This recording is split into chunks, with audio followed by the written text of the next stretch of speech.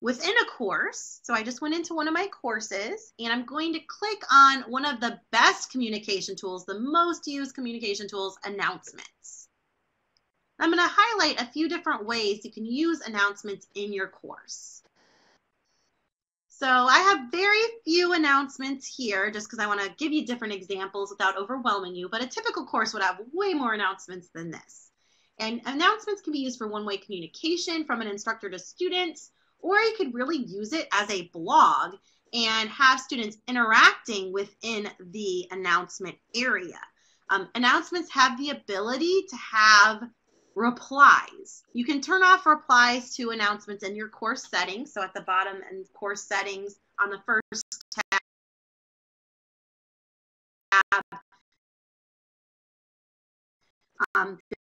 there's a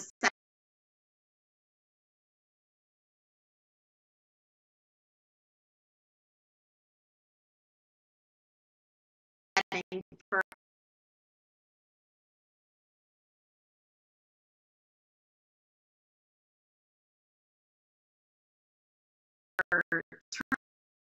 turning off replies and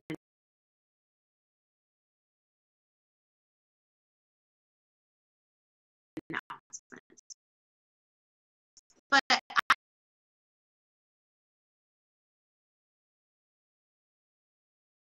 kind of like replies depending on the type of announcement it is. The gear icon can always close for replies as well. If you want to just open up certain announcements for replies and some to not have replies, you can always close specific ones. A couple ways this is used. First of all, when you click on announcements, there's ways to filter. You can filter by title, content, or author. You can also just click unread and it'll go straight to your unread versus your read ones already. So you can filter that way. You can add an announcement or get the RSS feed of your announcements to send this out other places. If your students use feed readers, they can get the announcement feed this way. If you use other feed readers, you can keep it going out to you. We're going to talk a little bit about RSS feeds in a little bit. But here, there's options always when you click the gears. You can close or delete those, or you can click on the specific ones to access it. So I have a hi everyone, click here to get started, a welcome to the class message, or what I love to use announcements for. I like to give an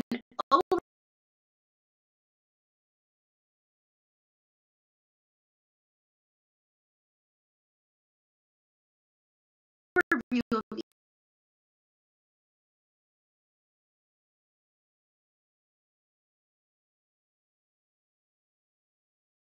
each week.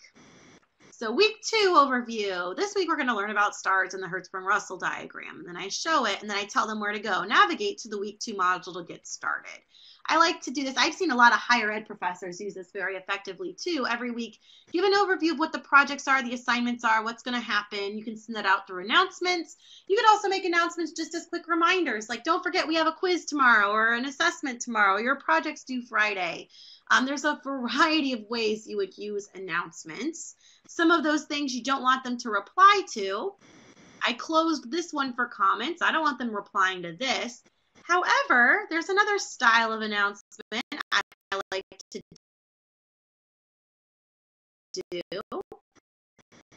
Here's my week 3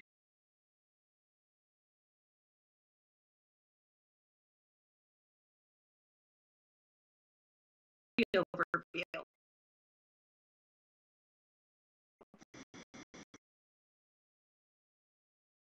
I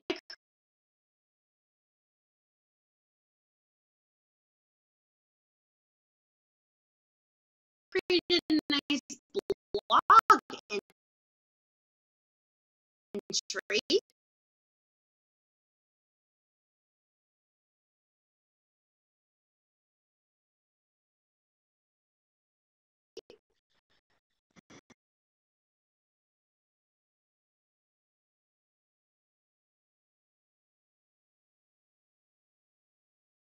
You made it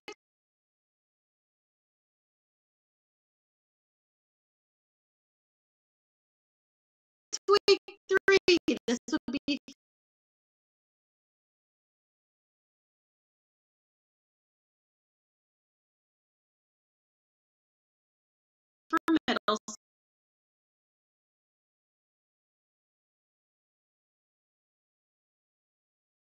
school. The other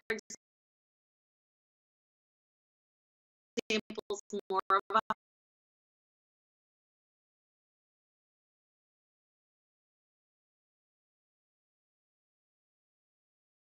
higher ed example. We're going to be learning Newton's laws of motion. Here's a fun fact about it. I'm giving some information, engaging them in the content. Here's Isaac Newton's recipe for philosopher's stone. And then I linked them to this week's module. I even put a nice infographic in there. And then I have them reply. And now it's your turn to share after reading